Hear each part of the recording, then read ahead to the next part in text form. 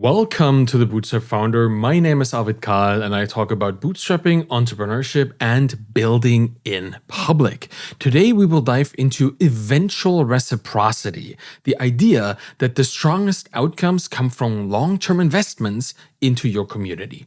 And before we get to that, let me thank the sponsor of this episode, Acquire.com, because that is also, if you think about it, a long-term investment in a community. That's what they've been doing. Imagine this situation. You're a founder who's built this amazing software product. You acquired customers and you're generating consistent monthly revenue. The problem is that you're not growing for whatever reason, right? Maybe lack of focus or lack of skill or just lack of interest. There are many reasons that you might find lacking and you feel stuck. What should you do? The story that I would like to hear is that you buckled down and somehow reignited your inner fire. You got past yourself and the cliches of business and you started working on your business rather than just in the business. You start building this audience you always wanted and you move out of your comfort zone to do sales and marketing. And in 6 months, you've tripled your revenue.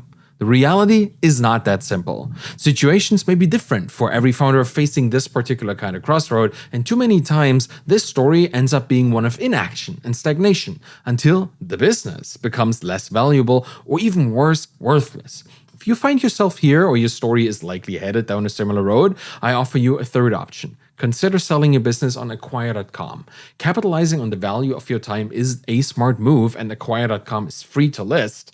They've helped hundreds of founders already. Why not go to try.acquire.com/Arvid and see for yourself if this is the right option for you. And now let's talk about a self-fulfilling prophecy. The concept of eventual reciprocity has been incredibly beneficial in my own journey of building a media business and other businesses before, any business really.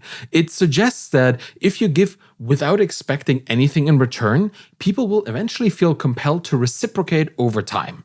It draws its power from the fact that nobody wants to owe someone else for longer than necessary. If you constantly provide something valuable to someone, they will feel compelled to give back eventually. Hence the term eventual reciprocity. And this principle is particularly useful for those using social media to grow their businesses. Think about it this way.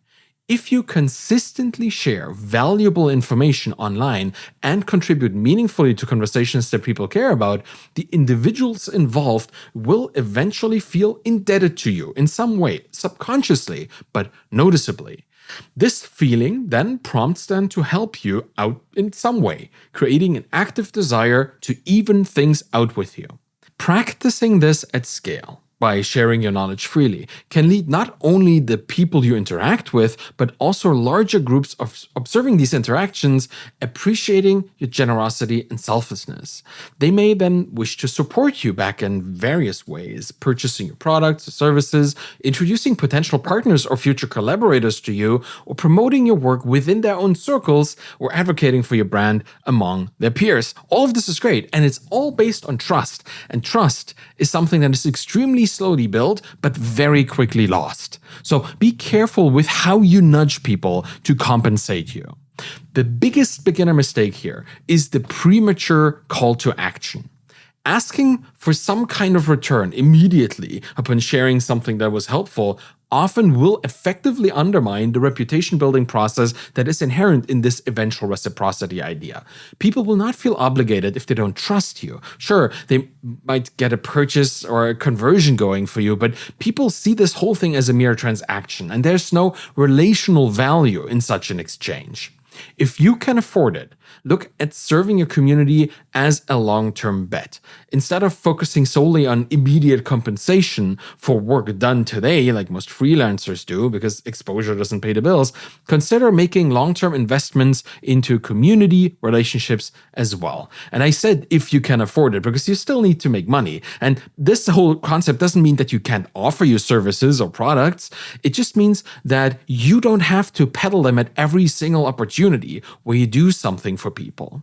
In my own experience, balancing paid and free offerings has worked pretty well. And while I sell books and courses, amongst other things which require payment for access, I also freely share insights through the newsletter or the podcast like this or on social media every single week, every day in fact, the value that people find from engaging with my free content often leads them towards considering my paid offerings when they're ready. And that can take weeks and months and years sometimes. I often get emails or Twitter DMs from people who've been following for years and felt that now is the time to pay me back for all the insights that I have so freely put into their path.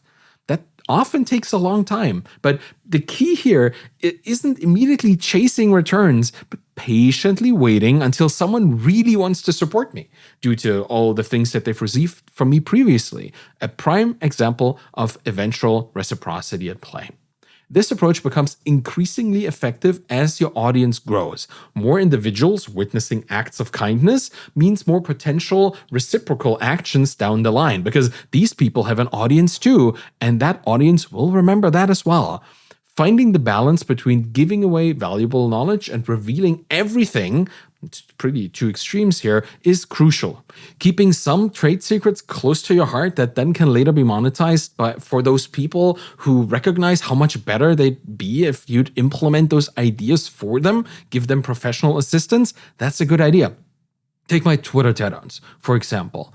You'll find that I post all kinds of Twitter advice between my books or courses and my concept barrage on Twitter, just about optimizing profiles on Twitter. If you spend a few days digging through all of my prior work, you will find, or you probably find, all the insights that you need. Well, that, or you can spend $100 to have me make a 15-minute video where I apply the most fitting of these concepts directly to your profile. It's kind of the service I offer, right? Everything is free out there, but here's the service where I look into your thing. And the knowledge is free, but my expertise in applying it has a price. And this is important. Never completely forego getting paid clients while practicing this strategy of hoping for eventual reciprocity, because eventual reciprocity might take weeks or years before materializing into meaningful opportunities. It will happen, but you never know how long it takes, and you have to make money somehow. It is a unique balance to strike for every entrepreneur because we all have different backgrounds and different financial situations, really. Avoid thinking transactionally all the time. That's the best framework to be able to spot these long-term investment opportunities. There's a psychology in humans that makes eventual reciprocity just unavoidable. We want to get even. We need to get even. So give lots and then allow your followers to give back. They will eventually. And that's it for today. Thank you for listening to The Bootstrap Founder, and thank you to Acquire.com for sponsoring this. You can find me on Twitter at avidkahl, A-I-V-I-D-K-A-H-L. You'll find my books, my Twitter course there too. If you want to support me and the show, please subscribe to my YouTube channel, get the podcast in your player of choice, and leave a rating and a review by going to ratethispodcast.com/founder. Any of this will help the show. And it doesn't matter if you do it today, next week, or next month. I can wait. Have a wonderful day. Bye-bye.